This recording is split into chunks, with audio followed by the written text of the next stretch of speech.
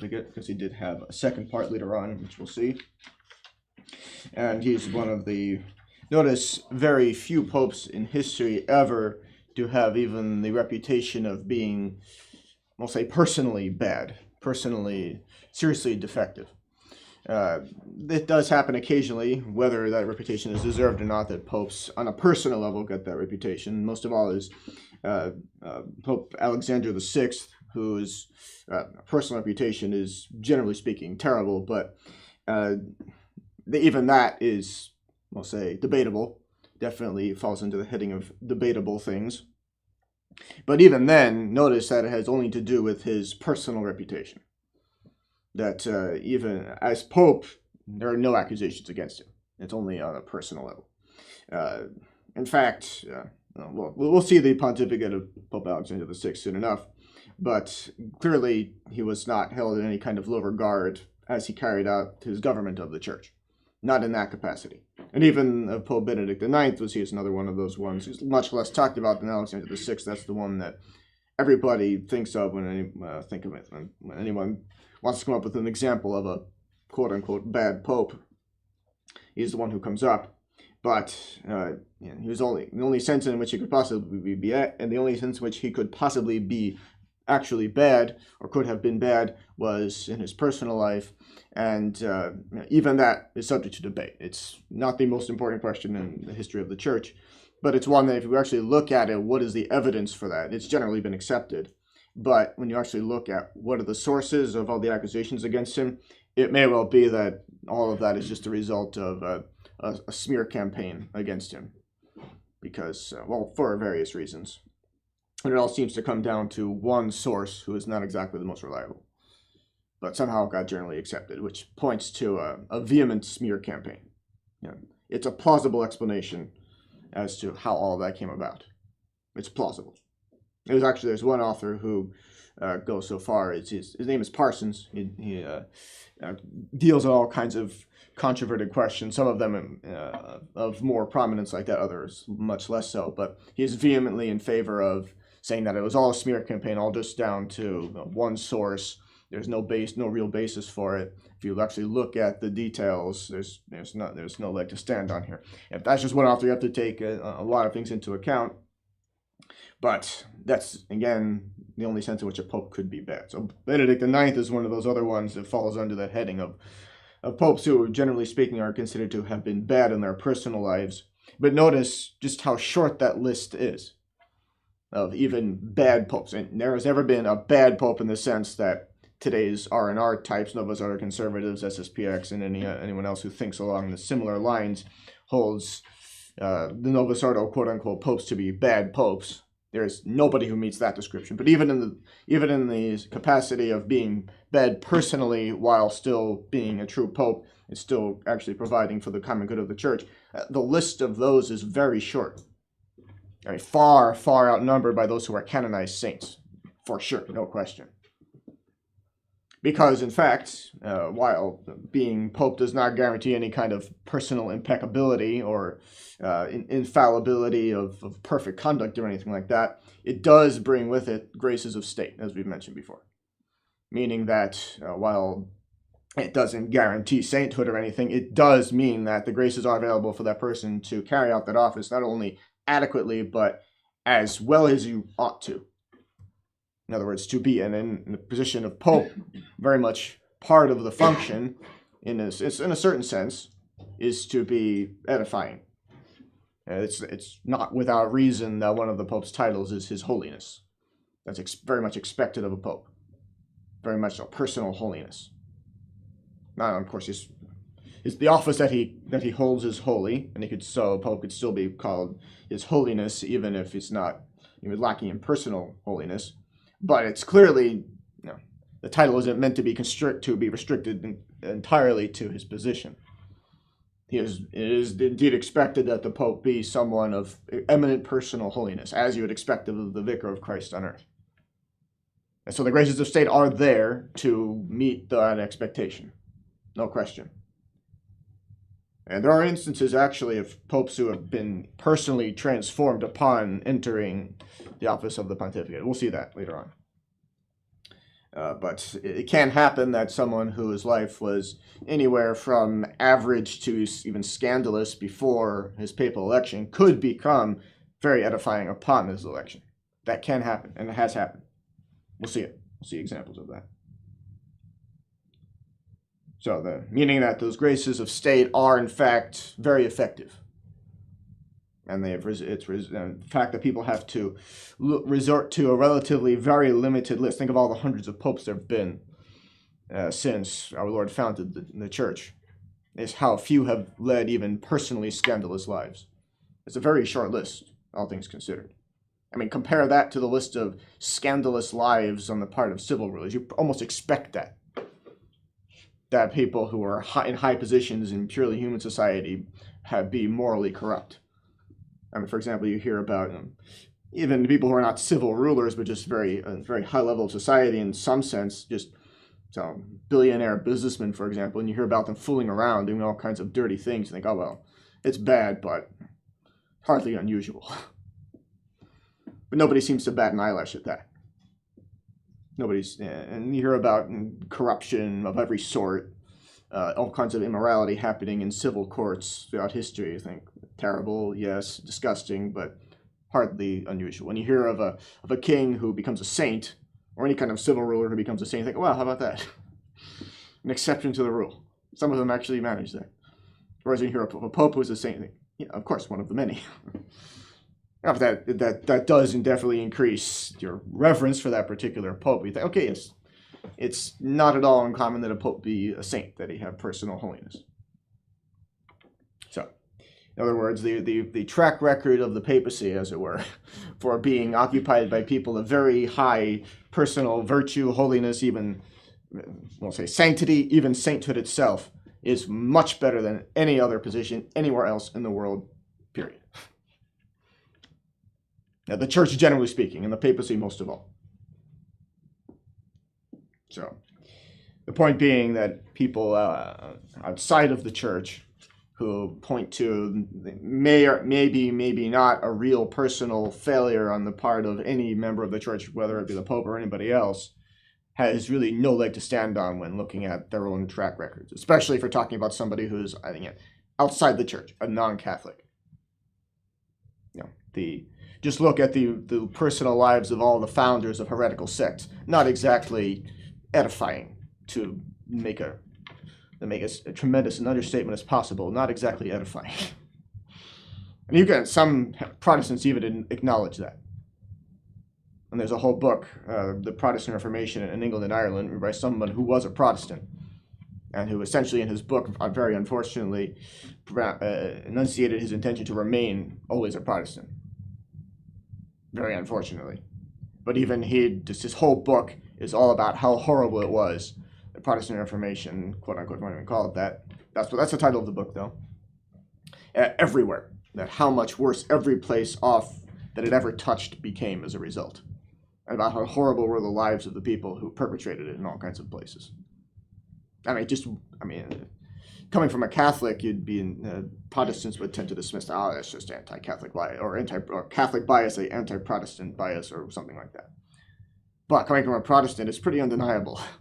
He just spends this entire book lamenting it. It's very interesting read, that book. A lot of good information in it.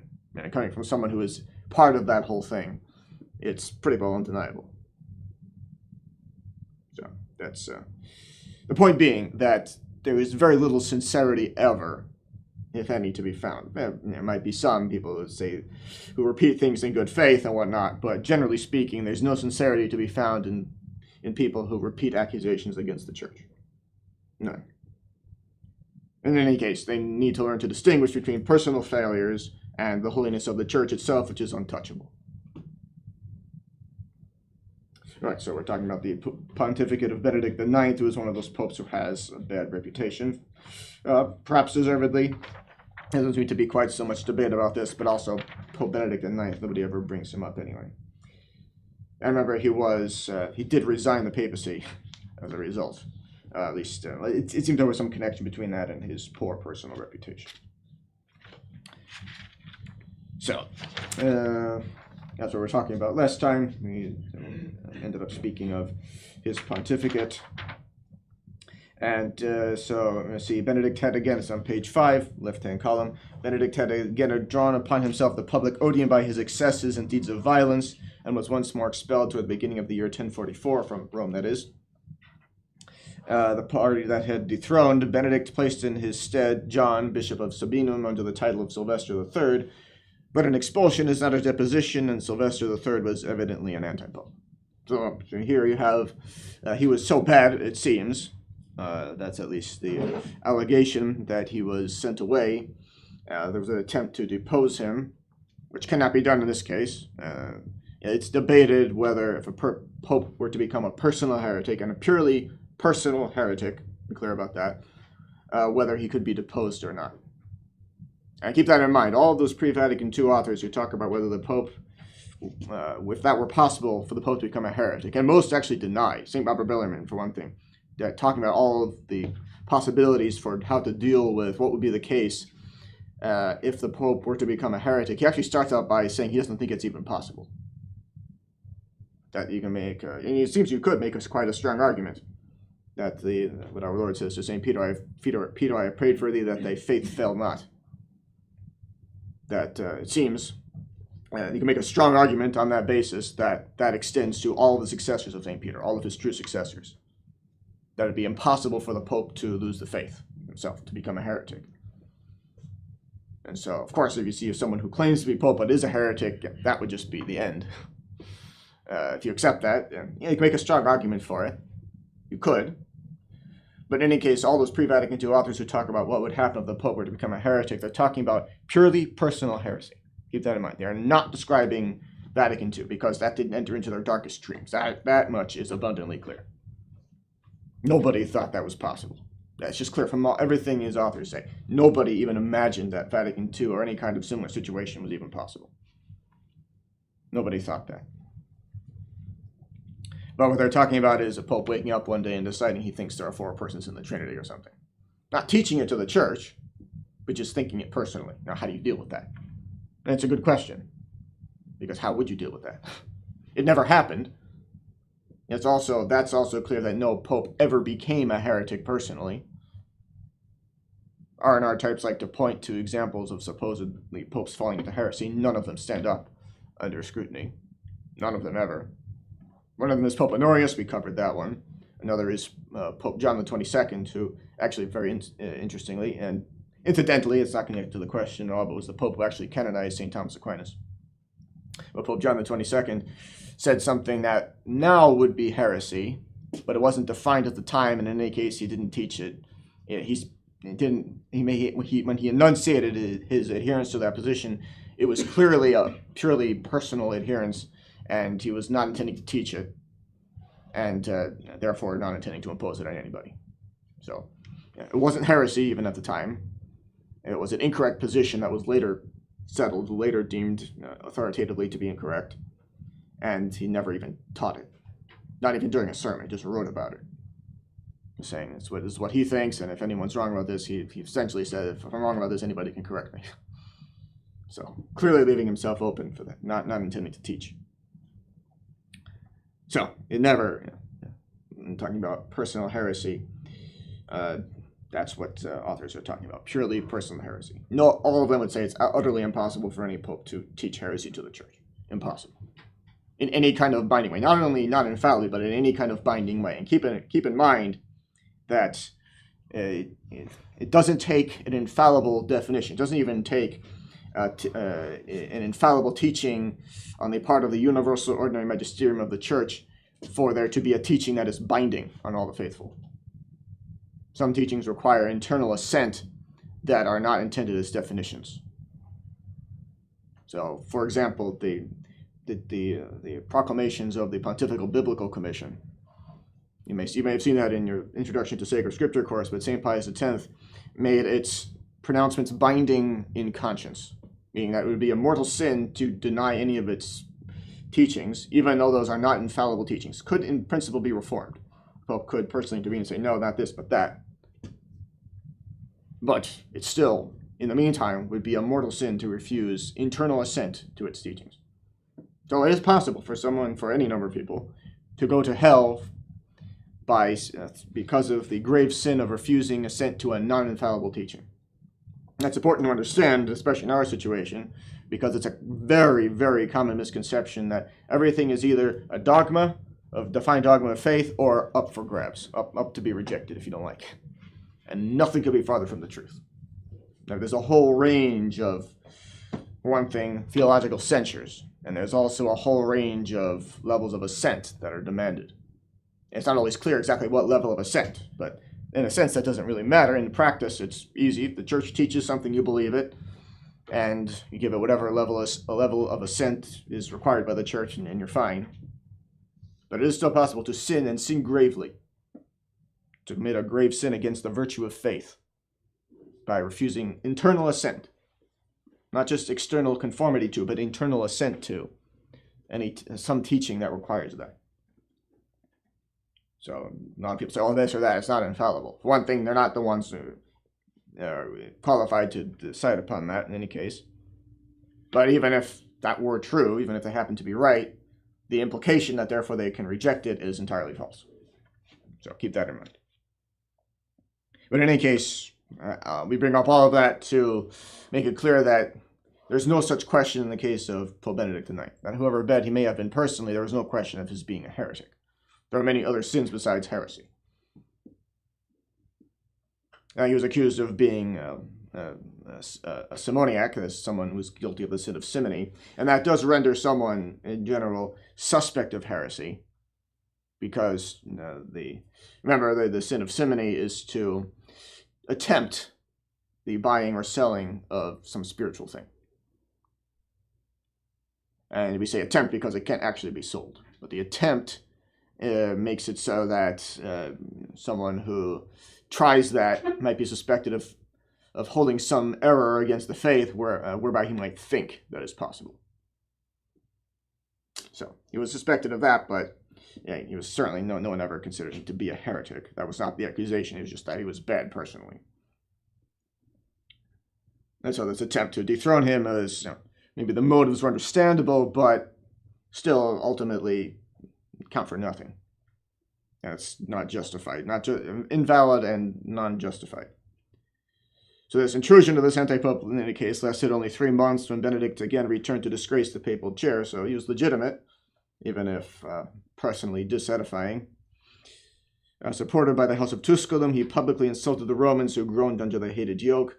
Wearied at length by the constant marks of contempt with which he was everywhere received, he agreed to withdraw, that he might without constraint indulge his vicious passions. In consideration of a yearly pension of £1,500, Benedict yielded the Holy See to John Gratian, a respected priest of the Roman clergy. Thus ended the first period of his pontificate. So he came back later, and actually ended better than where he started, so that at least is good. Even if he caused trouble for a number of years there, as Pope for the first time. So moving on into the pontificate of Gregory VI. So you see that a Pope can resign. And we mentioned this before, but people who bring up the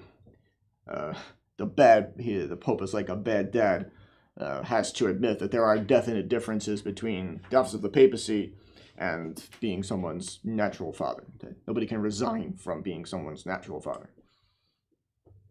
That's not possible, whereas someone can resign from being Pope. There are various ways in which the office of the papacy can be lost. So just perpetual insanity, for one thing. Death, insanity, various other ways in which it's possible, whether there are concrete examples of it or purely theoretical, there are concrete examples of it. So, moving on to Gregory VI, who was Pope while his predecessor was still alive, but no longer Pope. That didn't last very long, so only less than a year, just a few months. Pope Benedict IX, having thus voluntarily abdicated, withdrew to his estate outside, so without meaning outside of the city, and John Gratian was elected sovereign pontiff on the 28th of April, 1045. And clearly the consensus was that he was a man of good reputation, high character. His good reputation repaired the scandal given by his predecessor. So that's witnesses borne to by various authors, contemporary and otherwise. St. Peter Damian, abbot of Fonte Avellano was one of the most distinguished writers of his age. So he wrote a letter to Pope Gregory VI expressing joy at his election. So you have at least an excerpt from it there. It suffices for us to summarize it here. So this letter may serve to show what view St. Peter Damian and with him all the Christian world now took of the reign of Gregory VI. So the wise pontiff, whose glory it had been to free the church from a disgraceful yoke, proved himself worthy of the sovereign power as much by the zeal with which he wielded as by the noble disinterestedness with which he resigned it. So we found the temporal domains of the church so far diminished that they had hardly furnished the Pope with the means of an honorable maintenance. So the church does, in fact, need revenues of some kind. We said it before, that to do things as a human being costs money. Just a fact. And so the church needs temporal support. However that comes, the church needs it. So, as guardian of the rights of the church, he hurled an excommunication against the usurpers. And indeed, somebody who would steal the property of the church, especially in large amounts, in a significant degree, and most of all if that means that the Holy See is unable to carry out its functions properly, then, that is definitely deserving of excommunication. The infuriated plunderers marched upon Rome with an armed force. The Pope also raised troops, took possession of St. Peter's Church, drove out the wretches who stole the offerings laid upon the tombs of the apostles, took back several estates belonging to the domain of the church, and secured the safety of the roads upon which pilgrims no longer ventured to travel except in caravans. This policy displeased the Romans, who had now become habituated to plunder. So, indeed, it oftentimes happens that people, when they get used to being unruly, will say, in whatever sense that might be meant in any given situation, don't like to be brought under control. Keep in mind that St. Benedict was actually, at one point, his monks tried to poison him because he was in a place where, let's say, discipline was lax and he was bringing it under control. And the monks didn't like that, so they tried to poison him. And he very famously, they poisoned his wine one day, and he made the sign, very famously, made the sign of the cross over the wine as he was accustomed to do, and the goblet proceeded to shatter. So he didn't drink the wine, and it was clear to everybody that this was miraculous. I mean, goblets were not accustomed to spontaneously shattering, so it was clearly miraculous, and it was clear to everybody that something was wrong with that wine. Something had been placed in it to harm him, Saint Benedict, and that was divine providence was not going to allow that. That was not the way in which St. Benedict was meant to leave this earth. He had divine providence wanted him around to do other things. And so, no. Not only so it was a vindication both of his program as abbot, and also that a tremendous reprimand, obviously, to those monks who had tried to assassinate him, essentially, tried to murder him. So that can happen. Even you think that'd be the least likely place for something like that to happen. In a monastery where supposedly everybody's dedicated to living the Christian life to its most permanent, most perfect, most eminent degree. But no, that can happen anywhere. Fallen human nature is fallen human nature no matter where you find it. Unfortunately. So that can happen even in a place like that. So, indeed, that's true in anywhere you find it. That people don't like being brought under control. So their complaints induced Henry III, King of Germany, to hurry to Italy and to summon a council at Sutri during the Christmas festival to inquire whether the election of Gregory should be regarded as simoniacal. And just for the record, after the fact, once the conclave has been concluded and someone has been accepted as Pope by the entire church, questions of heresy, anything else that might get in the way of the regularity of the election, all of that is moot. All the authors are clear about that. If there's any problem with the conclave, it needs to be brought up in the conclave. That afterwards, even if there was some irregularity, it's all smoothed over by universal peaceful acceptance of the entire church, of that man as Pope. So it does not matter what may have happened in that conclave at that point. Because remember, the conclave is meant to be carried out by those who are designated electors, who are nowadays the cardinals, who are meant to be the representatives of the clergy of Rome, who themselves represent the entire church, manifesting its consent to electing the Pope. And then once they've done that, they've gone through the procedure of electing the new pope, then he is in fact presented to the entire world, which then accepts him, the entire Catholic world, the entire church. He himself, having accepted the office, is accepted by the entire church, and he's pope. End of story. And so any questions that might arise afterwards are of historical interest at best. And nobody can impugn the legitimacy of the reigning pontiff at that point. So we're talking about universal peaceful acceptance, what exactly that entails in reality, as opposed to some common misunderstandings of it. But once that has in fact been achieved, in the true, correct sense, that's it. Nothing else matters at that point. Now, everything is supposed to be carried out, must be carried out, according to the laws laid down by the most recent pontiff. If he made any changes, if he left them as they were, then they are to be followed, all those laws. It's not as though those who hold the conclave are free to just do whatever they very well please. But once it has been carried out, even if they didn't follow the rules, it's done. It's too late. So the Pope and the clergy entertained the sincere conviction that they were justified in bringing about, even by means of money, the abdication of the unworthy Benedict, thus to end the scandal which so foully disgraced the Holy See. So maybe there was some money offered to Benedict IX, perhaps. Maybe that shouldn't have been done. You have to look at all the details of it. But at this point, it doesn't matter. Maybe it wasn't good. Even assuming worst case scenario, Gregory VI is legitimate pope at that point. But because it's still, even though that's the case, still, if enough people become upset with the reigning pope and start deciding to question his election, even if they don't have any legitimate basis to do that, that can still bring about schism. We'll see that later on. That was, in fact, what caused the Great Western Schism. It was not Pope Gregory VI, but Pope Urban VI, who it seems was the true pope, who was elected for, again, the purpose of reforming. It was one of the reasons why he was elected, but the idea was that he would reform the morals of the, or at least bring up a tightening of discipline amongst the higher ranks of the clergy, and he started doing that. Though it seems, when you look at the details of it, that he did it with in an imprudent manner, but that's what he did. Made himself odious. And then everyone started questioning his election, or some people started questioning his election, and anti-pope started springing up, and then the Great Western Schism ensued.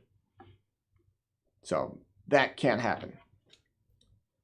And also, the Great Western Schism was in a sense, in many ways, a very odd situation, in which you had multiple claimants to the papacy, any one of whom could have been a legitimate pope in the sense that they all had the faith. It was not a question of teaching anything other than the Catholic faith. It wasn't even necessarily a question of being greatly disedifying in personal life. It was purely a question of canonical election. Who was the actually legitimately elected pope?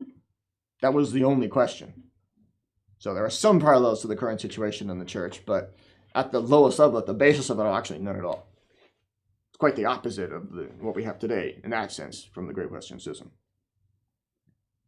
Actually, when you look at it, it underlines that the current situation must be dealt with in the way that we're dealing with it. No, we'll get to that later. So, a pope who becomes deeply unpopular for whatever reason, people start questioning his election even if they have no legitimate grounds for it, that can still cause schism. And so, as opinions were divided on this point, Gregory VI, to set all doubts at rest, stripped himself with his own hands of the pontifical vestments and gave up to the bishops his pastoral staff.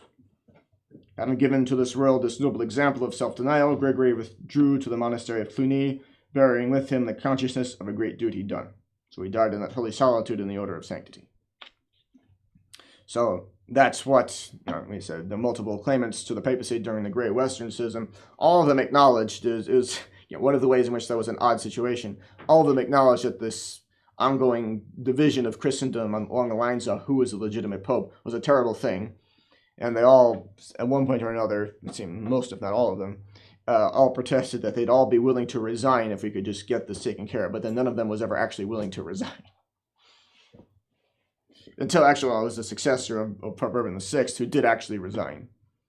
And then the Council of Florence, or Constance rather, proceeded to an election of a pope whose election was not questioned by anybody. But actually, even that, Pope Martin V, his election was not really carried out according to the laws that were in force at the time. But it was carried out, it was accepted by the entire church, all that was smoothed over, no questions. All right, so I'm going to go get some more notes that I put together earlier.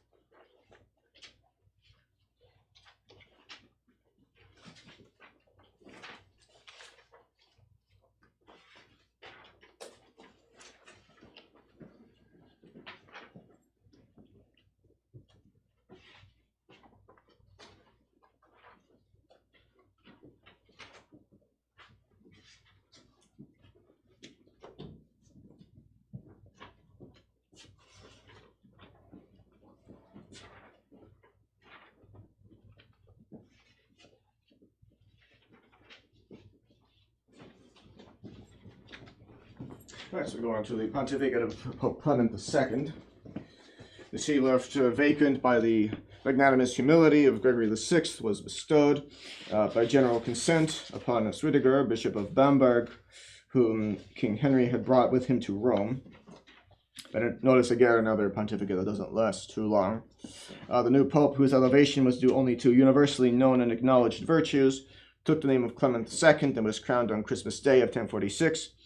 In the same solemnity, he bestowed the imperial title and crown upon Henry III and his Queen Agnes, daughter of William, Duke of Aquitaine. So shortly after his promotion, the Pope held a council at Rome to settle the question of precedence between the sees of Ravenna and Milan. The decision was given in favor of Ravenna. So nowadays, it seems Milan is definitely higher than Ravenna. So this is something that, as we've seen repeatedly by now, the Pope can decide on his own and change at will. But notice for questions of prudence, for reasons of prudence, in this case, he decides to call a council so that nobody would feel snubbed, because Pope can, and he's not guaranteed greatest personal prudence, and decisions that he are entirely within his power to make, undeniably within his power to make on his own without consulting anybody, can still have unintended consequences by way of making people upset for any number of reasons. So for reasons of prudence, he decides to hold a council to make sure that all voices are heard, all voices that should be heard anyway are heard, and then proceeds to make a decision, which it seems nobody took issue with. Remember that Ravenna actually became the capital of the Western Empire. So the Roman Empire before its fall, well, arguably, we've said it before, maybe not this year, but we have mentioned it in the past, that you could argue that the transfer of the capital by the Emperor Constantine from Rome to Byzantium, which he then renamed Constantinople after himself, was the beginning of the end for the empire. You could argue that. I mean, in the moment, it seemed to be a good decision. That's true. Rome is, or was at the time, something of a backwater place. I mean, to this day, it is still, physically a low-lying place. A place that's easily invaded, easily attacked, hard to defend.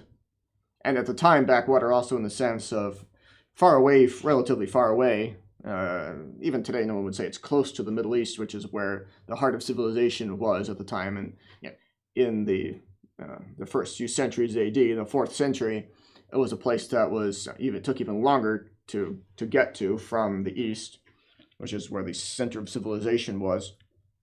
So there were understandable motives for wanting to do it, whereas in contrast to Rome, Constantinople was, again, in the center of civilization. It was a much more defensible place.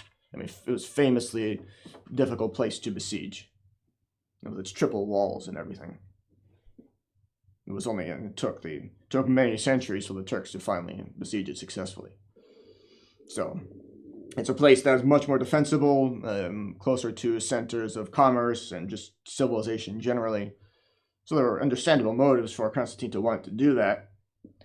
But you could argue that it was the beginning of the end of the Roman Empire because it meant that the capital no longer being at Rome, it really ceased to be the Roman Empire. And that hastened, arguably, the loss of those there were indeed many natural virtues that the Romans had, which is very interesting actually to consider just how much natural virtue even the ancient pagan Romans managed to maintain alongside all the vices that they had. There was a great deal of vice amongst the ancient Romans, no doubt, but they maintained alongside that a surprising amount of natural virtue. Undeniably, they did. They had significant natural virtue. And that's actually the reason why, because of those natural virtues and how strong they were, that the Roman Empire continues to excite admiration even to this day. Keep in mind that Napoleon, when he marched into Rome, that he had a portrait drawn of himself as Julius Caesar. Even he looked up. Undeniably, the greatest general in all of history still looked up to Rome and admired it. Maybe not for the right reasons. No doubt he saw Rome as this immense conquering war machine, which it was, and that's what he wanted to be. And that's what he spent pretty much his entire time doing. Any time that he spent time just ruling France, nobody thinks about that at all. He did some things for France, it's undeniable, but you think of Napoleon, you think of war. It's just what he did. It's the thing he was best at. And couldn't keep himself from doing, it seems. To the point that he eventually just lost. Even he couldn't keep winning forever. That's a whole other story. But the point is that even he looked up to ancient Rome. So Ravenna was the empire transferred its capital. Emperor Constantine did that, and then the empire was divided, or had been even before then divided into different portions because it was just getting too big to rule all from one place. At least that was the idea. And then the capital started getting transferred around. So when the Western Roman Empire ended, its capital was at Ravenna. When the last emperor died, he was in Ravenna, the last Western emperor anyway. So it had long since ceased to be the Roman Empire at that point. And arguably that brought about the beginning of the end for it, when it started to lose that association with Rome, and therefore that association with all those natural virtues of Rome, and then just began to decline at that point. So that's a very common pattern that you see amongst nations, is that they start out, they become great because the people have natural virtues. That's usually the reason. And then they build up a very strong nation as a result. And then their industriousness, among other natural virtues, leads to great prosperity. But prosperity brings with it also vice. Too much prosperity leads to vice. People have too many luxuries at hand that are too readily available, and too much time on their hands to spend enjoying them. They begin to sin. Vice arises, and that begins to erode at those natural virtues to the point that they're lost. And vices, especially vices against the virtue of chastity, have a tendency to, because they're so extremely addictive, to cloud out everything else from the mind, and to cause those who are addicted to them to lose sight of everything but wanting to satisfy those passions. And so it brings about a loss of interest in anything and everything else. And as a result, the nation loses its virtues that it had originally, it begins to decline, and then eventually topples and falls over, decays, either through long decay or because it's weakened to the point that its enemies attack it and destroy it in a day. No, so you see that process constantly repeating itself throughout history. The only thing we can say is that in more recent centuries, that process has been accelerated. It took much, much longer for that to happen in ancient Rome than it's taking for it to happen in, for example, the United States, among potentially other examples. So, we're looking here at the decision in favor of Ravenna. That's something that the Pope can decide, though. What is the order in the hierarchy of the sees of the Church, the dioceses? The Council also discussed the statutes relative to simony, which was openly practiced throughout the West. So simony, remember, we mentioned what that is. The name is in reference to Simon Magus, who in the Acts of the Apostles tried to do that towards St. Peter, who condemned him thunderously. And but again, we've said it before, but you've really messed up if a sin gets named after you, and then gets called that for millennia to come. You really messed up. And indeed, he did. So, among other decrees, it was decided that any cleric consenting to receive orders from a bishop known to be guilty of simony should not exercise ecclesiastical functions until he had atoned by a penance of 40 days. So notice that's how strictly Pope Clement VII is coming down against simony, is you can't even receive orders from a bishop who's known to be guilty of it. Lest you fall, you can see the reasons for it, lest you fall too under suspicion of having tried to purchase your ordination. So the Emperor Henry, during his sojourn in Rome, sent for St. Peter Damian to assist the Pope by his counsels. The illustrious pontiff thus wrote the sovereign pontiff an excuse for not complying. So he's not, this is the emperor's request. It's not as though he's being commanded by the Pope to come. But the emperor sees that, this is someone who would be very good, no doubt, in advising the Pope or assisting him in various ways. And so he says, the emperor directs him to do that. He thinks that he can do better in where he is already. And so he writes to the Pope saying, I've opted not to comply with the emperor's request for all these reasons. So he's not denying a command of the Holy See, but he is requesting to stay where he is to deal with the problems that are there. So you have the letter there. You can read it. It's edifyingly put, we'll say. But notice he says that my soul is weighed down with grief when I see the churches of our provinces plunged into shameful confusion through the fault of bad bishops and abbots. Yes, it can happen that even when the situation in the church is generally flourishing, and we're seeing that there are, generally speaking, problems at this time, so I wouldn't exactly characterize this time in the church as being particularly flourishing, even if there are efforts being made to bring that under control. But you see that individual bad bishops in some dioceses can still cause a lot of problems. And remember also that just because a local bishop gives an imprimatur to a book doesn't mean that that book is perfect. In principle, it means that has been examined and it's been ensured that there are no errors against contrary to faith in it, but there's no guarantee of that.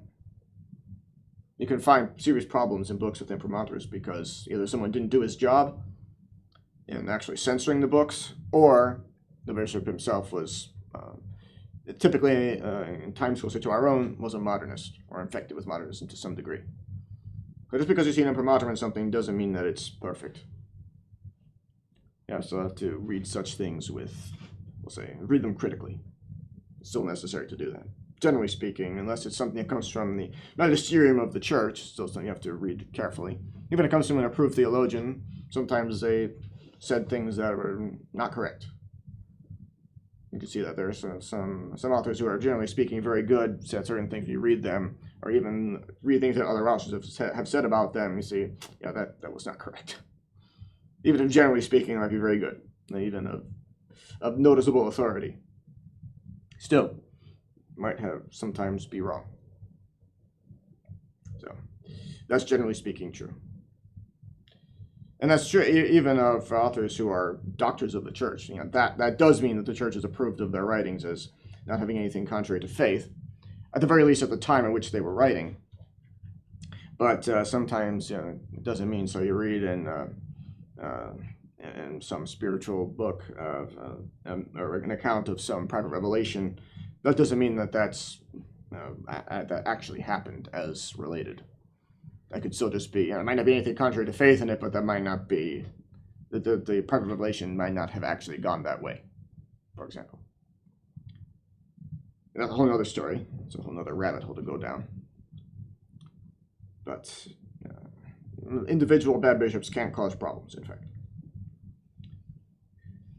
All right, so moving on. On his return to Germany, Henry brought the Pope with him. The city of Beneventum refused to open its gates to the sovereign pontiff, who, at the emperor's request, pronounced against it a sentence of excommunication, which a pope can do. When he deemed a sufficiently grave, and that is a grave, instance of disrespect to the sovereign pontiff, refusing to receive him into a city, I excommunicate those people for that serious disrespect. Yes. He excommunicated the whole city? Yes. Oh, wow. The Pope can do that. If as a collective whole, they did that, he deemed that to be a sufficient thing. Now, whether you think he should have investigated as to who exactly did it, he did what he did. And even remember, someone who is excommunicated, even if it's maybe even based on a false accusation, still that has to be observed. So it might be debated whether it's even valid or not, but definitely everybody agrees it has to be observed for the good of the church. Otherwise, anybody could say, oh, my excommunication was unjust, and therefore I can disregard it. So even if it is unjust, even if it was based on a completely false accusation, that has to be observed. Remember also that there is such a thing as interdict. For sufficiently grave offense, the Pope can place any place, person or place, even a whole nation, if he wants. He can put anybody under any territory of the church that he wants to under interdict, which is to refuse any kind of the administration of the sacraments, the offering of the Mass, sacred ceremonies, anything at all from being carried out in that place. And that's meant to be, because that will, obviously, there still be devout souls in those places who will not like that. The idea is to wake up people. And there are some penalties, some censures some sentences that are meant to be medicinal. Wake someone up. If nothing else will wake you up, then the shock of being excommunicated, that might shock the conscience to life, so to speak. And so, yeah, the excommunication is generally speaking one of those. Hopefully that person will be brought to his senses by realizing through the sentence of excommunication, and just that word is enough to bring dread to a devout soul. That will wake someone up. At least everybody will see that this person is seriously problematic. It might lead to the offender thinking twice about his actions, and maybe consider repenting of them. Could be the occasion, in short, for grace to work that person's conversion, in whatever sense it needs to be worked. So Clement made but a short visit to his native land and then hastened back to Rome. His apostolic zeal led him to visit in person the churches of Umbria, a deplorable condition of which he had learned from the letter of St. Peter Damian. On reaching the monastery of St. Thomas of Apostelo, he was seized with a mortal disease before having accomplished the object of his journey. His last thought was for his beloved church of Bamberg, to which he sent from his dying couch a confirmation of all its former privileges, assuring it in the most touching terms of his unchanging affection. And so he died in October of 1047, not after less than 1 full year of being Pope. So now, only a couple minutes left, but we'll mention here that Pope Benedict IX comes back at this point. Not for very long, but he comes back. Christmas Day of 1047, Henry III was at Pulden in Saxony, celebrating the anniversary of his coronation and of the exaltation of his friend Clement II, when deputies arrived with the tidings of the pontiff's death. So keep in mind, we're at a time when people dying suddenly, in some sense just dropping dead, was a fairly common occurrence. And it can still happen to this day, obviously, but it's just less common now than it has ever been in the history of the world, people dropping dead. It still happens. You still hear about it sometimes. But it's just less common now than before. And medicine, with its advancements of technology and just understanding of the workings of the human body generally, is in some ways more advanced than ever before. There are problems with it. Some things that are commonly practiced are in fact gravely sinful, but generally speaking, the capabilities are better than ever before to keep people alive. It's gotten to the point, so I'm told, anyway, I'm no expert, but it's gotten to the point, I'm told, that it's possible for technology, for machines and so forth, to keep the vegetative functions of a decapitated body going for an indefinite length of time. So there's probably, the person is in fact dead. There's, once the head is severed from the body, there's probably, the soul has probably left that body and gone to its judgment. But that's the point at which technology has gotten, that they could keep catching it at the right moment, getting everything started up in time that could keep at least the vegetative functions going for an indefinite length of time in a body without a head. So. Okay, we'll go on to the rest of this next time.